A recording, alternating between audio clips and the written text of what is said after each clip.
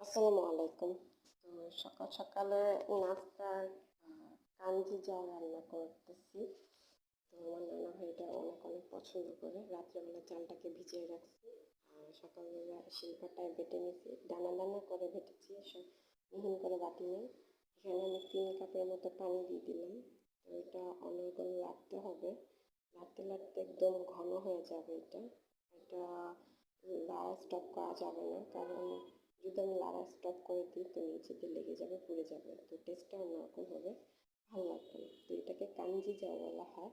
সকালবেলা শুটকির ভর্তা দিয়ে খেতে অনেক মজা লাগে। তো আমি এখানে 3টা কাঁচামরিচ দিয়ে দিছি। দেখেন পাতলা, এখন আস্তে আস্তে দানা হয়ে আসতেছে এটা। তো এটা অনর্গল লাগতে লাগতে লাগতে লাগতে অনেকটা ঘন হয়ে যাবে, আর ঠান্ডা হলে তো কোনো কথাই নেই, আরও বেশি ঘন হয়ে যায়। তো সকালবেলা ডিম পোচ আর শুটকির ভর্তা দিয়ে এই কাঞ্জি জাউটা অনেক মজা লাগে। তো আজকে আমার নানাভাই খেতে চাচ্ছে, তো নানাভাইয়ের জন্য করে দিলাম এই কাঞ্জি জাউটা। এটা বলতে পারেন এটা সকালবেলার একটা ভালো খাবার, হেলদি খাবার আমার মনে হয়। কারণ জাউ তো ভালোর জন্যই খায়, শরীরে ভালোর জন্য খায়, আর এটা কাঞ্জি জাউ।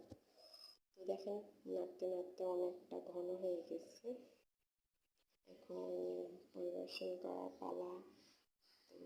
তো দেখতেই পারতেছেন কতটা ঘন হয়েছে, আরও ঠান্ডা হলে আরও ঘন হয়ে যাবে।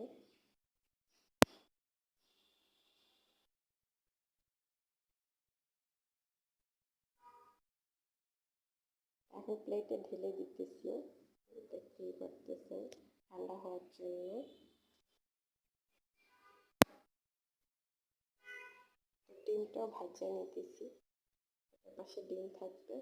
সো আর এটার মধ্যে কাঁচামরিচ পেঁয়াজ দিলে আরও বেশি ভালো লাগতো ডিমটা। তো জাস্ট আমি পোস্ট করে নিয়েছি ডিমটা, দেখতেই পারতেছেন এখন চামচের দিকে পড়তেছে না সহজে, আর তখন চামচ থেকে পড়েই যেতেছিল। দেখেন, তো আমার এটা হয়ে গেছে।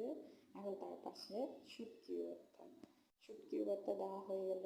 শুটকির ভর্তাটা মিক্স করে নেব এই জাউয়ের সাথে, দেখতে অনেক সুন্দরও লাগে, খেতে অনেক মজা লাগে।